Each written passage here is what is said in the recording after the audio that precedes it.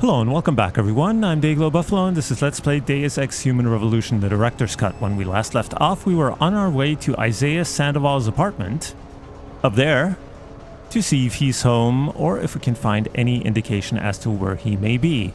Now this is still part of the section of the game that I had to replay because I had some issues recording with the frame rate, and so... well, hopefully this is going to go fairly quickly so we can get back to the parts that I don't remember quite as vividly because I only played them a couple of hours ago. So, first thing is, we need to go down here, and there's these two goons here. You're not gonna make me answer that, are you? Who fortunately move off right away. And they go all the way downstairs, so we don't have to worry about them at all.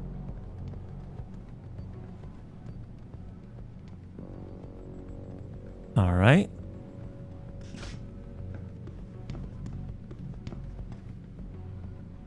And here we are. And the first thing we see is a dead guy on the floor with a Praxis kit lying right next to him. That's not suspicious at all. And also, somebody moved the fridge. Huh. Who could have done that? And also put it right in front of the door. So anyway, well, the first time I played this, of course, I was suspicious, but I still took the Praxis kit, and under the body are two EMP mines, which knocked our augments out, and Zeke Sanders came storming out of the store and shot me. So, all you can do is open the door. He becomes suspicious, and he moves over, and we can knock him out. Good night, Zeke. So we can search him. Take the pocket secretary. New safe. Hello, brother. I've had the old safe replaced. It was of poor design and I didn't trust it, especially in this area. The new one's code is 5463. Don't be greedy. Alright, but one thing we can do over here is grab this guy, pull him back to expose the mines. Then we can grab the mines and take the Praxis kit. The EMP mines may actually be useful in the near future, so I'm gonna hold on to them. Now, where could the safe be? Maybe behind the same picture everybody else seems to have their safe behind? Well, of course it's there. So let's see, a level 4 hack.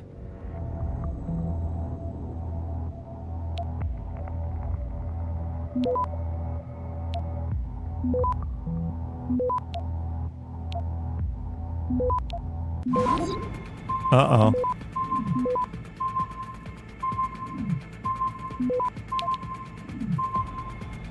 Can we get away with just using a stop worm? No, we'll probably need another one. Yep. Oh well, 2 stop worms. We still got 50. And we got a stop worm back and 400 bucks, so that's not too bad. Alright, money. Then a little bit of ammo, and nothing else we need out of the safe. So, now we can move these boxes to get into the bathroom, and we see a conspicuous wall over here. Whoa! That's one hell of a heavy door. Anyway, here we have a wall that we can break through.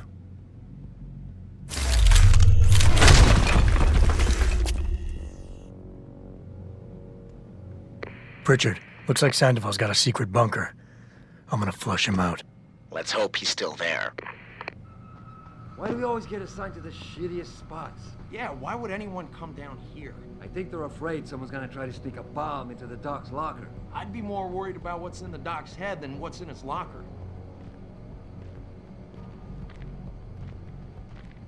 Now, we have to take care of these two guys, and the easiest way I found to do that is to do it from up here.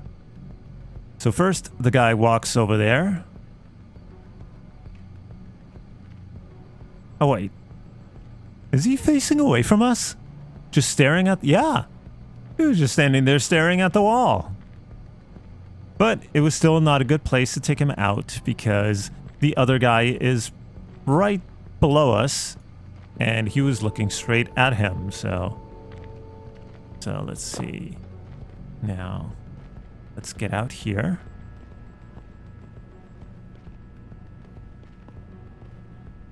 From here we can...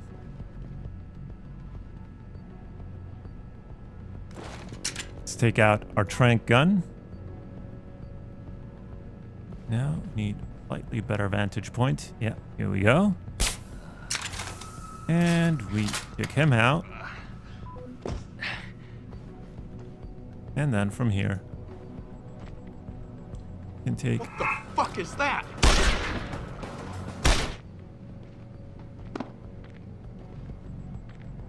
So... That guy's right here. So we can take out our trank gun and knock him out. And then turn around and shoot this guy in the leg. And he's out as well.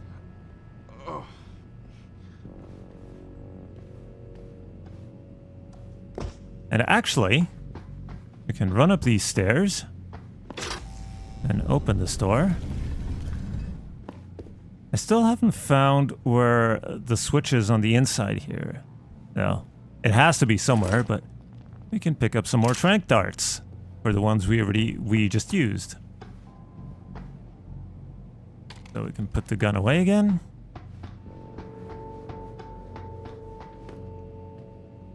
Search this guy, steal his money. Search this guy, steal his money. There's nothing in the weapons cabinets that is of any interest. This is just a load of ammo. And more ammo that we don't need. And here we have a shipping container with a manhole in it. So, well, good thing he had that manhole shipped here. So we can climb down and right into the sewers. The apparently fly-infested sewers.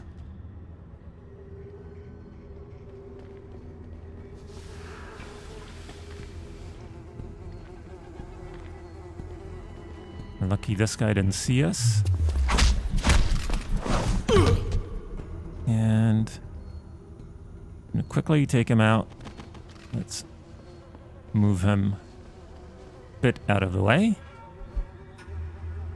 And still steal his money. Now, over here is a barrier that we can't turn off from this side, so we can come over here. And we've got two guys here. He's on the edge. There's no telling what he'll do. More of a reason to go in there and talk to him. Hell no. I don't want to walk in on him. He might get scared and start popping off shots. Just let him sort out this mess by himself. So we got two guys over here. We've got another guy leaning on the railing behind this guy, and this guy is patrolling. So we want to have this guy go away. Let's take out our... Okay, he's moving off. Let's take these guys out.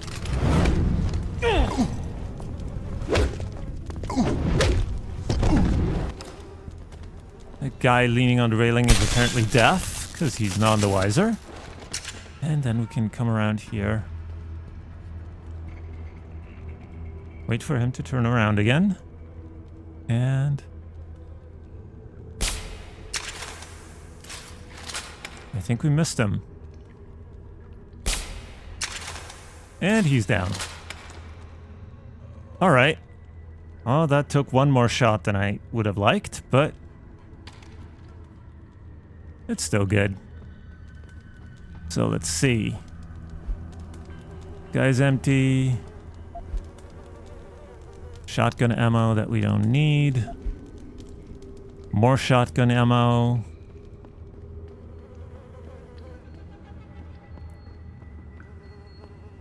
Here's the panel to turn off the laser barrier. But since this guy passed out right in front of the laser barrier, we don't even really need to. Take a look at the pocket secretary. Hey, Barkley, one of you guys tripped the goddamn lasers again. This is not a fucking toy. Here, the code to disable the grid is 8218. Turn it off when these clowns are around.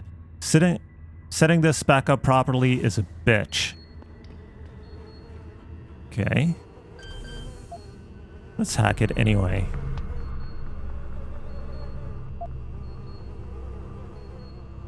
Oh. That's where we start from.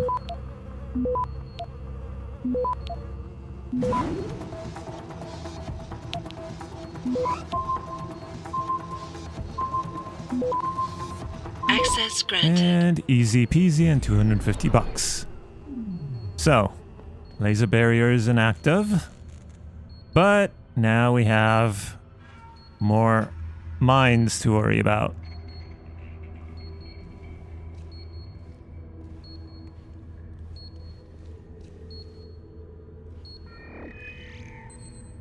So that's one taken care of. And that's actually it. That's the only one on our way. Okay, so behind the door is Isaiah Sandoval, and well, let's go confront him. And this is why I urge every member of my staff, every man and woman dedicated to the true mission of the Humanity Front, to do the same. Isaiah, if you're watching this, I beg you, do not allow misplaced anger to destroy everything we have struggled to achieve. It's over. He knows I can't come back from that. Everybody knows, Sandoval. You can't hide from what you've done. What I've done, Mr. Jensen. I spent years patching people back together from augmentation botch jobs and systemic organ rejection brought on by implants. And now, because of Bill's betrayal, I'll never practice medicine again. You really want to help someone? Tell me where Sarif's scientists are. I wish I could, Mr. Jensen. But my involvement ended right after I failed to remove their GPLs. You failed? Turns out, my surgical skills weren't good enough to bypass David Sarif's insurance policy. So for all I know, those little implants are broadcasting right now, on a frequency so low your network specialist wouldn't think to look for it. You changed the frequencies.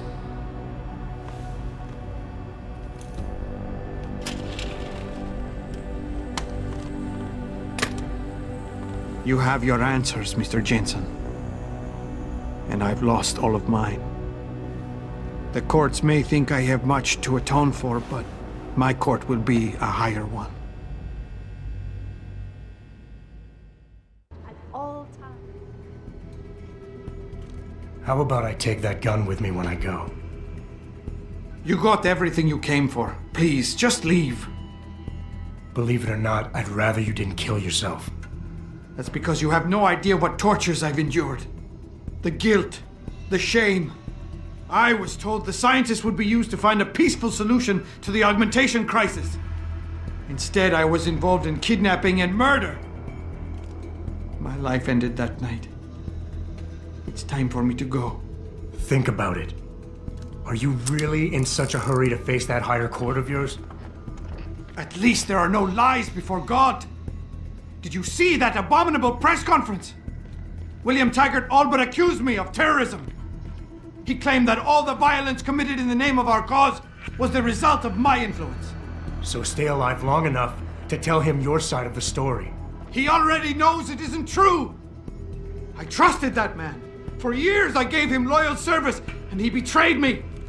He sacrificed my freedom and good name to save the reputation of his organization.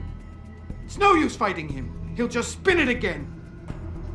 least if I die, he'll never be able to use me again. Alright, well, since I already played through this part, well, I found a solution that worked last time, so hopefully it'll work again this time. So we want to give him some tough love. So that's your plan? Just lay down and die so you can't be used again? That's bullshit. You need to face what's coming. There's a very thin line between martyr and victim, Sandoval. And if you pull the trigger, you won't be remembered as either. You certainly like taking chances, Mr. Jensen. But your point has merit. Maybe I did give up too easily. Early on, I decided my life's purpose was to help people. But I failed as a doctor. Because by the time I see augmentation patients, it's too late. So I went to Humanity Front. And that wasn't improving anyone either. I was an idiot to think this would turn out differently from everything else I've tried.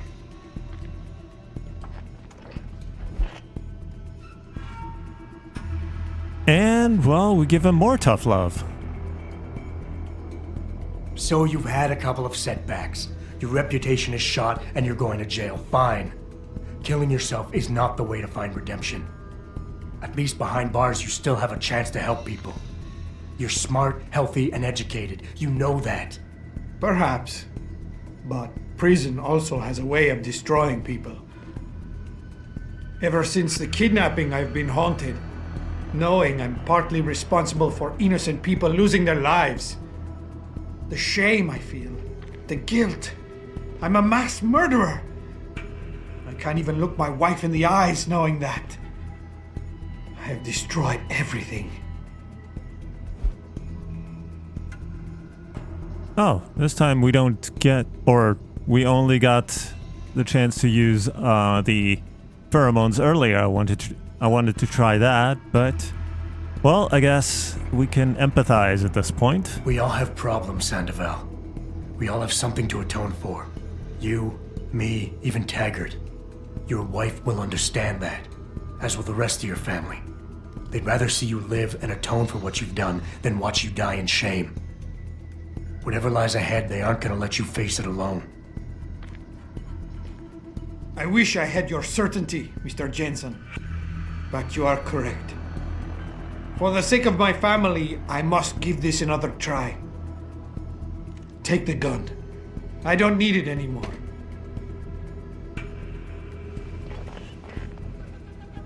Pritchard, get this. The GPLs are still transmitting. Sandoval switched them to a lower frequency. But they could be broadcasting anywhere in the world. I don't have the type of equipment we'll need to find them. It's our only lead, Pritchard. You have to do something. I know. Listen, the riot's still blocking the street entrance. Head back to your apartment and Malik will fly you over. Maybe by the time you get here, I'll have figured out something. Well, we can't take his gun because we don't have any room in our inventory. So, first of all, you don't mind if I turn this off because she tends to talk over me.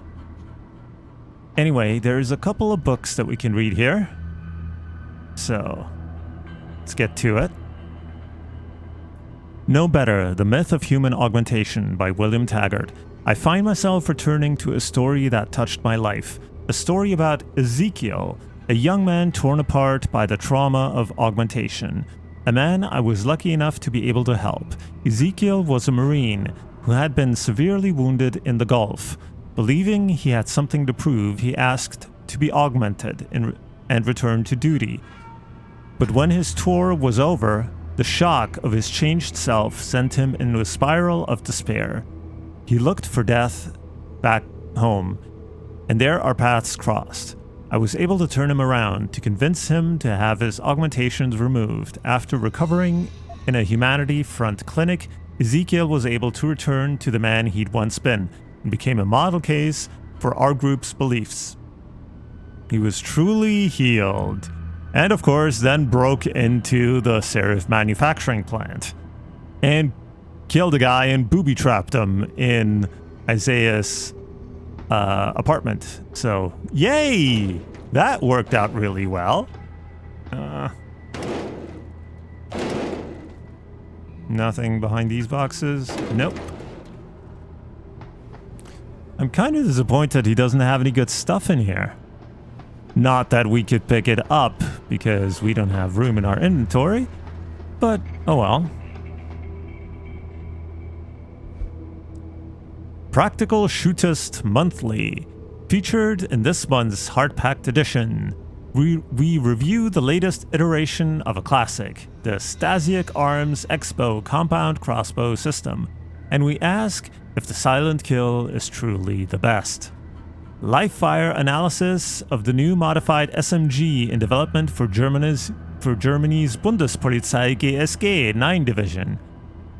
Columnist Rick Tiplady discusses the history of a masterpiece, the 357 Python gun control, managing recoil through augmented cyberlimbs for 50 caliber rounds and above. Our technology consultant looks at the next generation of non-lethal firearms, including the new gun out of Hong Kong's Connaught Technology, the Pulse Energy Projection System. On location this month, we join the Austin Police Department's Hostage Rescue Unit. We examine the latest advances in liquid matrix armor, the Skull Gun, and other implanted firearms, real, fantasy, or nightmare. Op-ed. Why is it wrong to have a flamethrower? Plus all our usual features and columns. Now the Skull Gun, that is from a Neil Stevenson book, not Snow Crash. The Gilded Age? No, not the Gilded Age. The Something Age. Oh man. Can't remember the title, but basically there was a minor character in the beginning that either had a skull gun implanted or wanted a skull gun. Anyway, enough of this. We've gotten everything we could out of this encounter, so... Oh no, there's another book here. Completely missed that the last time. Dermal Modification Processes. Darrow Industries Developmental Study 2019. The approach that Taiyang Medical, Isolé, and the others are using is crude and unsophisticated. What we're discussing here is a method by which the skin of a human being can be altered to resemble organic body armor. That's not to say like the hide of a rhinoceros, despite whatever the advertising campaigns might say. The process is simple in logistical terms, although to the implantee it's lengthy and I would warrant quite painful. But in the end, no more demanding than the work of a cosmetic surgeon upon a vain patient craving good looks. A mesh of thin layered material is implanted directly below the epidermis.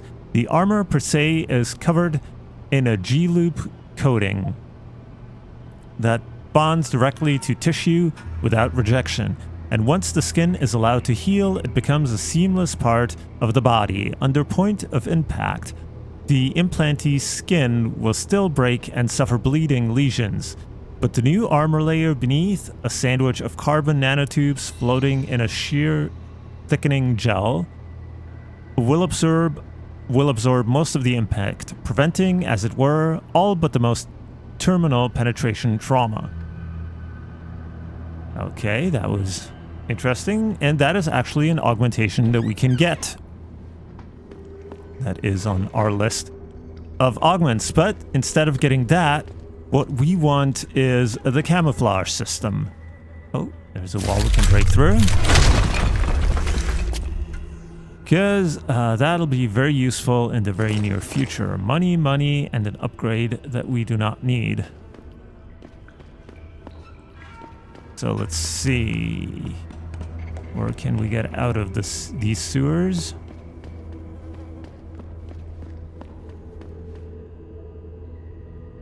Okay. Ooh, level 1 hack.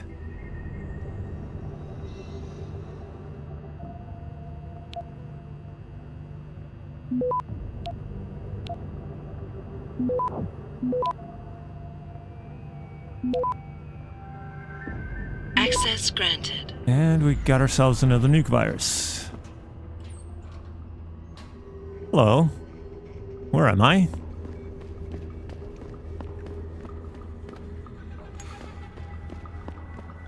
Is this the way out?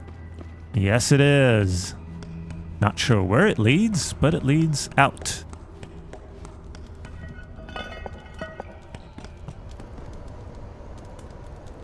Is that the building we live in?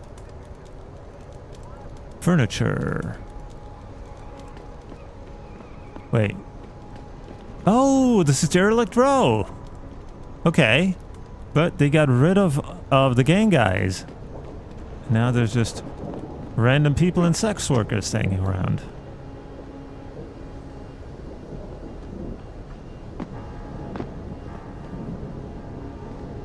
Alright. So we have to go home. Whoa. Did I bump into the car on fire? Anyway, we have to get to our roof in order for Malik to basically fly us across the street. Thousands of angry rioters took to the streets in several cities this evening after viewing controversial satellite footage.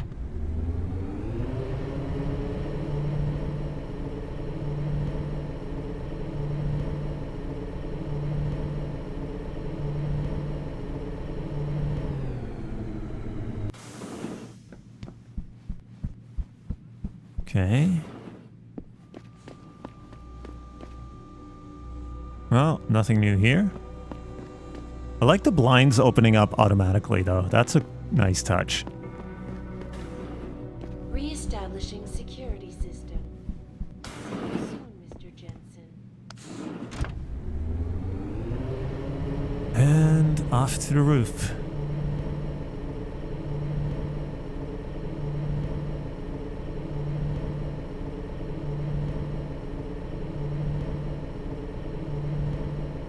To get our plane ride across the street. And how by not allowing us to have them, they are essentially stripping our ability to defend ourselves away from us.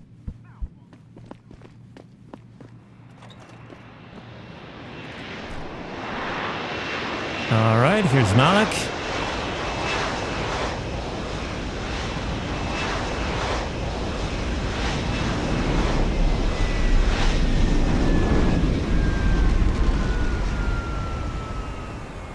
Okay. Let's just check to be on the safe side. Yeah. All our side missions are done. Meet Malik on the roof of my apartment building. So, we can move on. Nice detective work, Jensen. You ready to return to HQ? Let's go. Yeah. Let's hope Pritchard's found that frequency. You said it.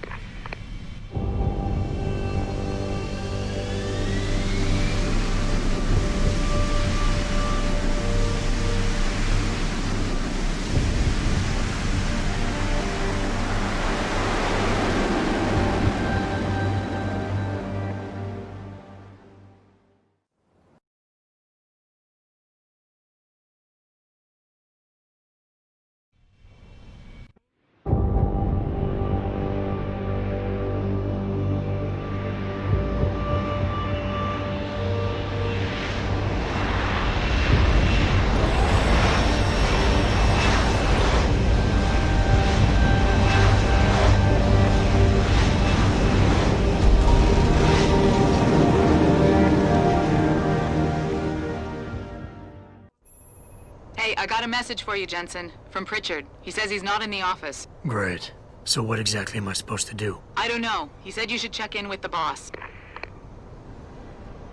Okay, so we have to go up to the penthouse to meet Seraph, but I guess we will do that in the next part. So for now, thank you very much for watching. If you enjoyed it, please leave a like or a comment below.